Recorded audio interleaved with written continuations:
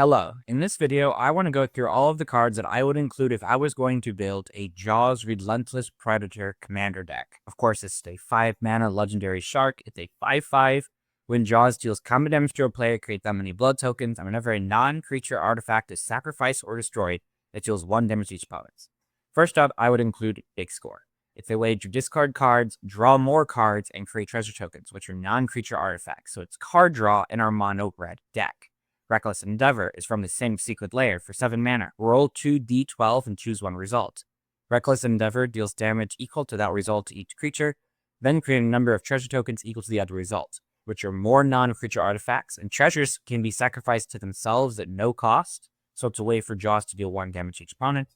Galvanic Blast, we're going to have a lot of artifacts, and I've just found another card with a shark on it that was on theme. This shark doesn't look as smart as Jaws, but that's okay. Accounting Manufacturer, whenever you create a food, clue, or treasure, not a blood, you create instead 1 of each.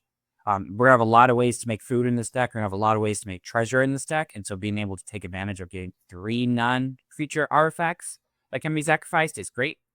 Zorn is an elemental 3/2 for 3 mana. If you create 1 or more treasure tokens, create those tokens plus an additional treasure token. Reckless Fireweaver, whenever an artifact you control enters, this creature does 1 damage to opponent. So now you have artifacts entering, and then you have non-creature artifacts leaving, dealing damage. Ingenious Artillerist for 3 mana, it's a 3/1. Whenever 1 more artifacts enter the battlefield under your control, it deals that much damage to each opponent. Another way to punish them for entering, and another way to punish them for leaving. Waft Stalker Ardent. Whenever another creature artifact you control enters, this creature deals 1 damage to each opponent. Mechanized Warfare. 1 red for if an artifact or red source you control will deal damage from an opponent or permanent opponent controls, it deals that much damage plus 1 instead. So all these Fireweaver effects, the Jaws effects, all of these become not 1 damage, but that much plus 1, which is 2. So now, literally, it takes half the time to kill down your opponents.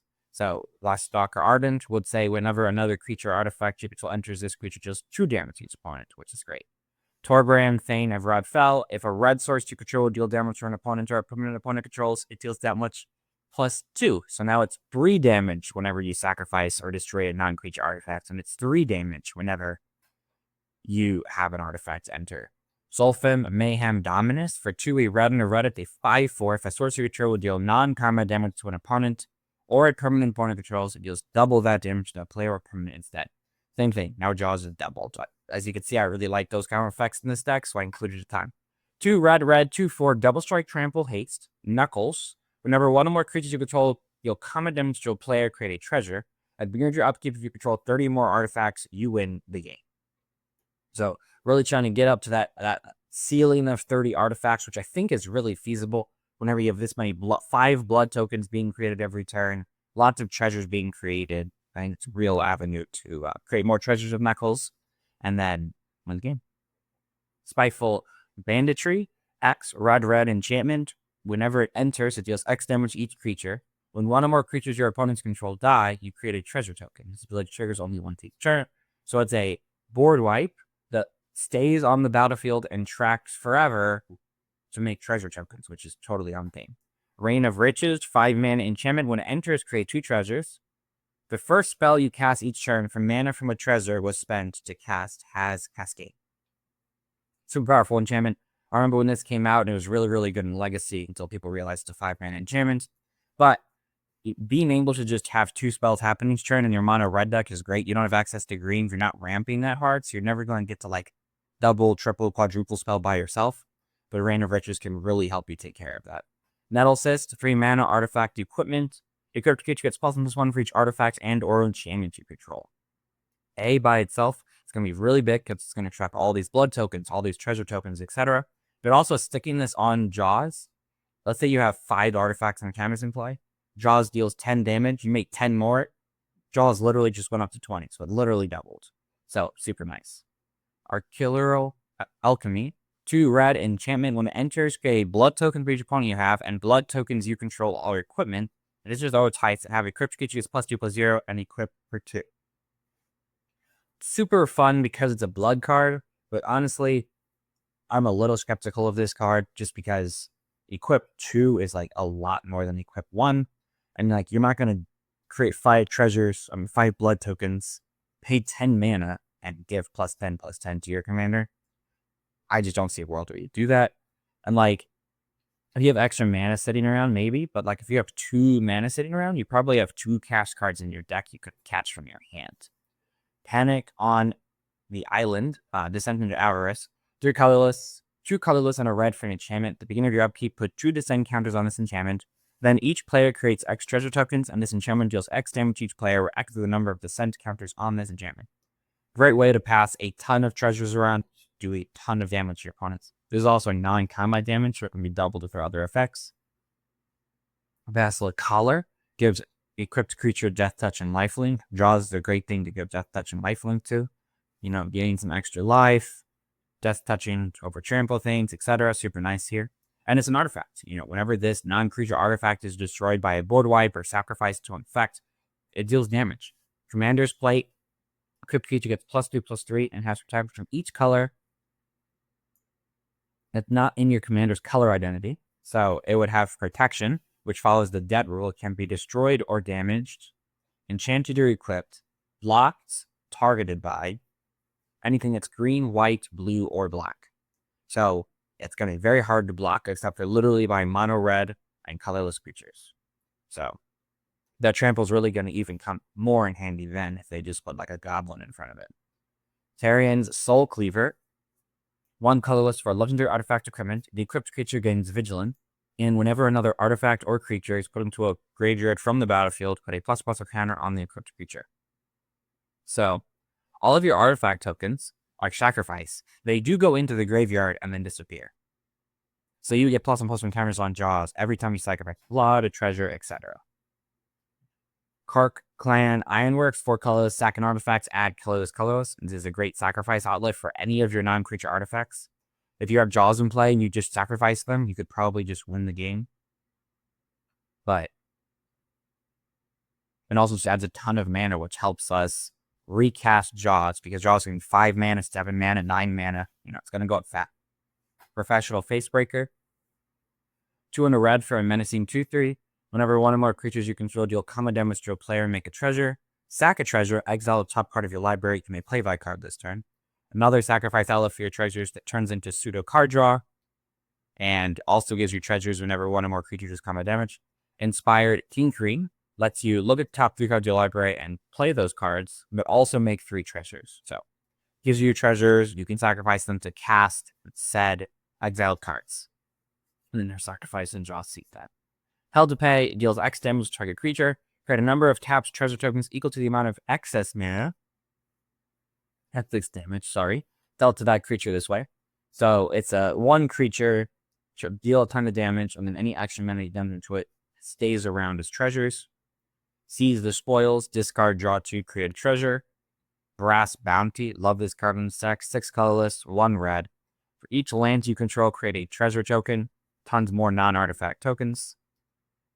Litho Breaking, 2 in a red, create a lander token. Then you may sacrifice an artifact if you deal to damage each creature. So now you have a non-creature artifact. You can sacrifice any other non-creature artifact, trigger your draws, and then destroy all small creatures in play.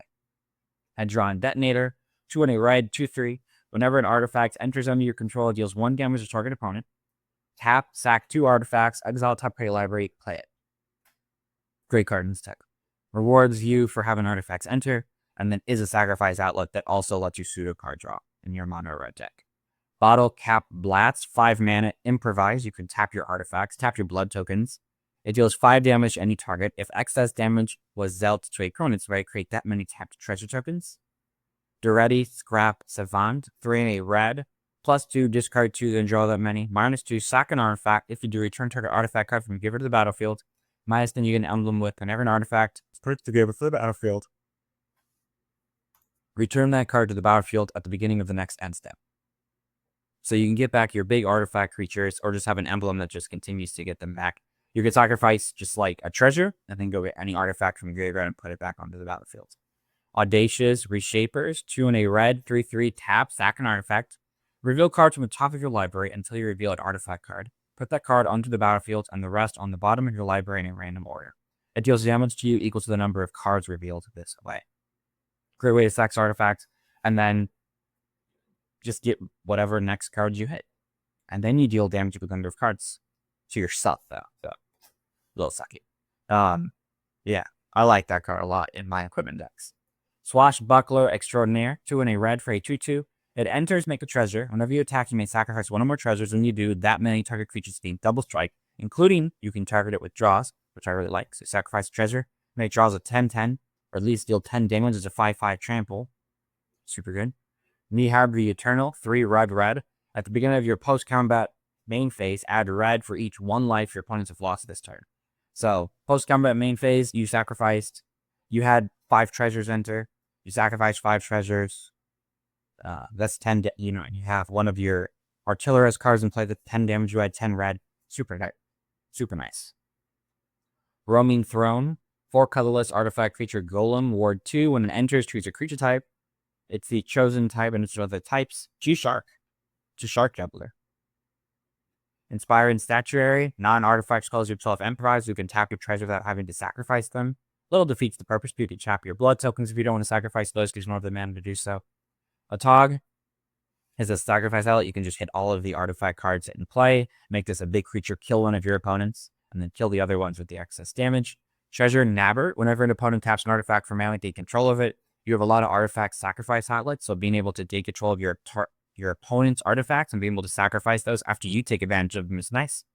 Transmutation Fonts, create a choice of a blood token, a clue token, or a food token. 3 taps, sacrifice 3 artifact tokens with different names, such as like for an artifact card, return to the battlefield, and shuffle.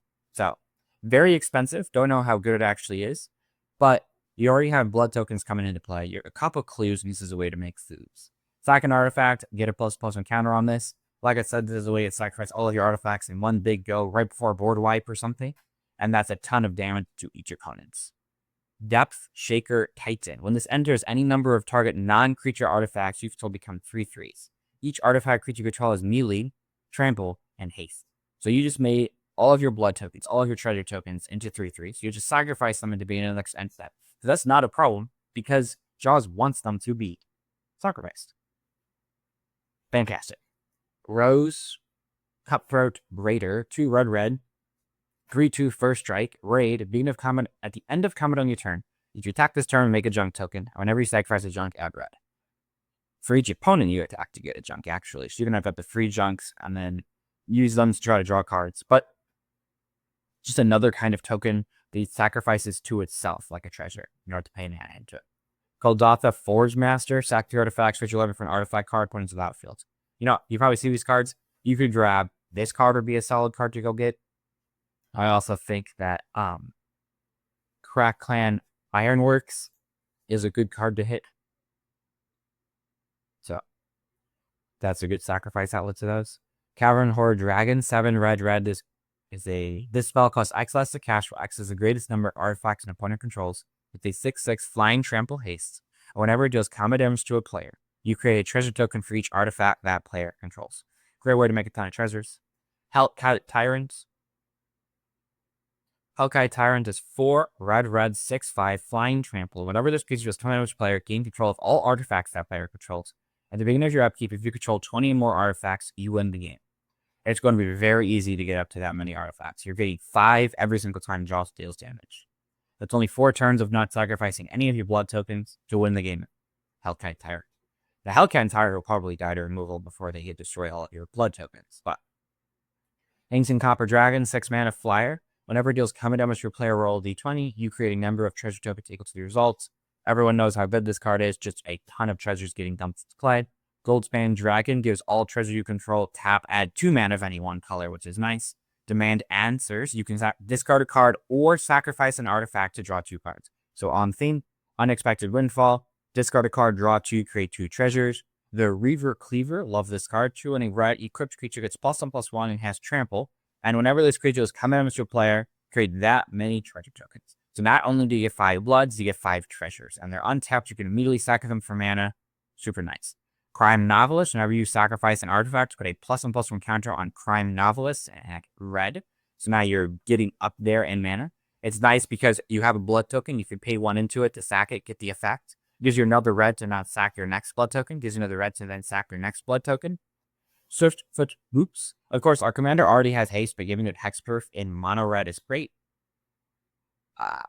Onir, Bujir, Deepest Might, 4 mana, legendary creature god. If a red source you control deal amount of non-combat damage less than its power to an opponent, that source deals damage equal to its power instead.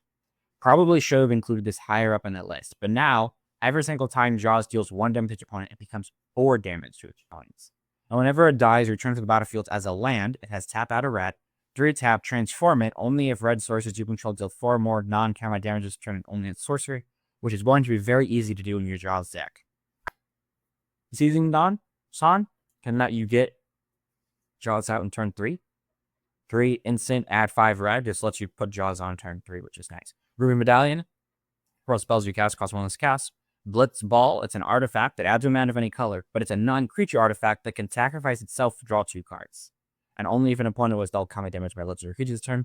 It's just a way to start trying to close out the game. That's what we're looking for. It's ways to, you have all these things in play, let's start trying to figure out how to close out the game. The Gold Saucer adds a colorless. 2 tap, flip a coin. If you win the flip, create a treasure token. 3 tap, sack 2 artifacts, draw a card. Sacrifice Outlet for your non-creature artifacts on a land is always nice. Whenever it's on theme, at least, it's always nice. Which is Clinic, target commander gets lifelink until end of turn. Getting some life in mono red. Our commander already has haste, but Arena King Glory can give our other creatures haste. Fountain Port is a way to sacrifice tokens and draw cards. It also makes fish tokens. You can also make treasure tokens. But most importantly, I like to sacrifice a token, draw a card. On theme and lets us draw cards in mono red. This, if you control 3 or more artifacts, you gain a life every turn, and then eventually you could crack it to search for an artifact card sticking into play. Again, probably crack Clan Ironwork, just because I like the idea of sacrificing all of my tokens to something. Helms Deep, or Shinka the Blood-Soaked Keep. Tap, add a red tap, target legendary creature gains first strike on of turn. You're playing mono red, so you can get away with playing these non-mountain cards. And I just like the idea of a trampoline first strike. War Room, tap, add colorless, 3 tap, pay life equal to the number of colors in your commander's color identity. Draw a card. It's only once. You're only going to pay 1 life, so it's super good in colorless decks, or monocolored decks, or colorless decks. Daily Bugle Building, tap, add a colorless, 1 tap, aggro mana of any color. So if you really need red, you can get it out of 2 of your colorless lands. But most importantly, Smear Campaign, 1 tap, target legendary creature gains menace until end of turn, activate only as sorcery. Jaws can have menace, which is nice. Great Furnace is an artifact land. It's untapped to add red. But it's a non-creature artifact that if it's sacrificed or destroyed, Jaws deals 1 damage to each opponent. Mines of Moria. When it enters tapped unless you control a legendary creature. Tap, add a red. 3 red, tap, sack, not sack. Exile 3 cards from your graveyard to make 2 treasure tokens. Sundering Eruption. Destroys the land, so you can get a problematic land out of play, but on the backside, it's just a red land that comes into play tapped unless you pay 3 life. Treasure Vault, you can sacrifice it, which is an artifact land. So it counts as a non-creature artifact to make a ton of treasure tokens, just dump them all into play. Pinnacle Monk can get back an instant or sorcery card, one of our, brass bounties, or discard to draw 2 card spells. And then on the backside is just a mountain that you pay 3 life to have come into play untapped. And then Rogue's Passage, you're playing 1 color, so you can get away with playing a lot of colorless lands. Tap, add colorless. Target creature can't be blocked this turn. So that's nice. With draws, just guarantees. Even with a trampled guarantees, you get a ton of damage in. Those are all of the cards that I would include if I was going to build a Jaws Relentless Predator commander deck. Please let me know your thoughts on this deck tech in the comments below. If you enjoyed the video, consider giving it a like. Commenting helps a ton. Helps the video get shared to more people. But I understand if you don't want the video to get shared to more people because you want to build a unique commander. But I hope you have a good rest of your day and may your top decks be ever in your favor. Thank you.